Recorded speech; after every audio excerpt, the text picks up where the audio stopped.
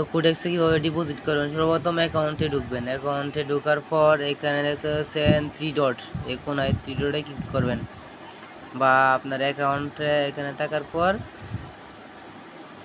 একটু ওয়েট, এখানে উপরে দেখতে পাচ্ছেন ডিপোজিট লেখা আছে, এখানে ডিপোজিটে ক্লিক করবেন।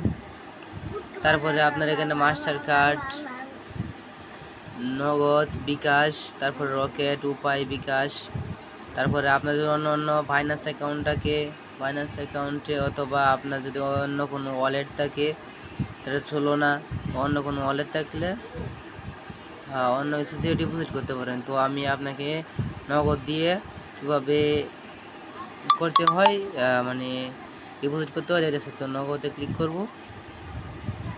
নগদে ক্লিক করার পর আপনি সর্বনিম্ন $10 ডিপোজিট করতে পারবেন, আবার ম্যাক্সিমাম আপনি $3000 ডিপোজিট করতে পারবেন।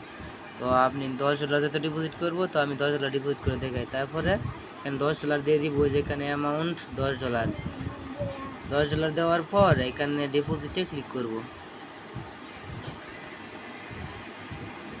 একটু ওয়েট করতে হবে এখানে এসে। তো $10 দাম 1360 টাকা আমার বাংলাদেশ থেকে, তো আমি বাংলাদেশ থেকে আমি নগদ দিয়ে প্লে করতেছি। একটু ওয়েট করেন। হ্যাঁ, হয়ে গেছে।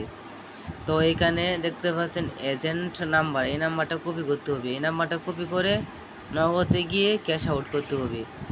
কত ক্যাশ আউট করতে হবে, যে এখানে অ্যামাউন্ট দেওয়া আছে, হ্যাঁ 1360 টাকা। এই অ্যামাউন্টটা কপি করে ক্যাশ আউটে গিয়ে তারপর ওইটা কপি করে তারপর ট্রানজ্যাকশন, আপনি যেই নাম্বার থেকে ক্যাশ আউট করছেন ওই নাম্বারটা এখানে বসা দিবেন।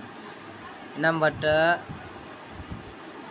বসাই দিবেন। নাম্বারটা বসানোর পরে মানে যে নাম্বার থেকে ক্যাশ আউট করবেন, তারপর ক্যাশ আউট করার পর একটা ট্রানজ্যাকশন আইডি থাকবে, সেই ট্রানজ্যাকশন আইডিটা কপি করে ওখান থেকে ট্রানজ্যাকশন আইডিটা দিয়ে দিবেন।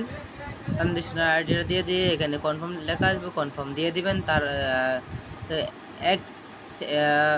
30 সেকেন্ডের ভিতরে, 30 থেকে 1 মিনিটের